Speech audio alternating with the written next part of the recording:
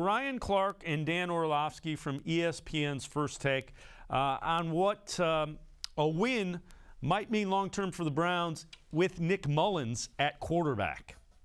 The crazy thing is Nick Mullens has been in this position before and played well for the San Francisco 49ers. It wasn't necessarily always win, but we've watched him be a very competent NFL quarterback, and you're playing with the team that understands how to run block, understands how to run the football. And as you said, it's against the Las Vegas Raiders, who aren't great defensively. And so if you're Baker Mayfield in a year that's been extremely uneven by your play, by some of your actions and reactions off the field, you needed this game. And I think that's why he was fighting so hard to get back. And I think the reality is this: I would not be shocked if I woke up tomorrow morning or, go to bed tonight and the Browns win, because I think the Browns are a better team. They were favored by 3 last time I checked. And so that might have changed now. Yeah, and imagine now if you're Baker Mayfield who's trying to prove your worth to a football team, and I know there's been people on television who say he's replaceable, and I've disagreed with that. It would be hard for me to disagree with, because then you've got Case Keenum beats what, the Bears? The Broncos. The Broncos? Case Keenum beat the Broncos. A lot of depth at the quarterback position. It'd be hard. It's paid off for them. And it'd be hard for you as a player and your reps to go to an organization and say,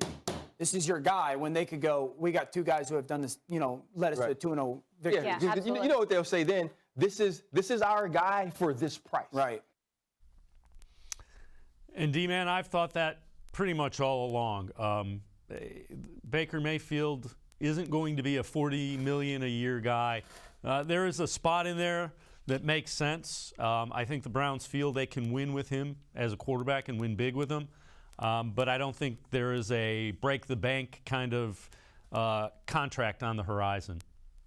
Yeah, Dave, I totally agree with you. He's not a $40 million quarterback. The question is going to be, what million-dollar quarterback is he when he does eventually sign his next contract? And, you don't want to necessarily believe that a lot is riding on this in terms of Baker's future, because if Mullens looks good and you couple that with the fact that, Keenum had won against Denver, you say, all right, well, how valuable is the Bake Show to begin with?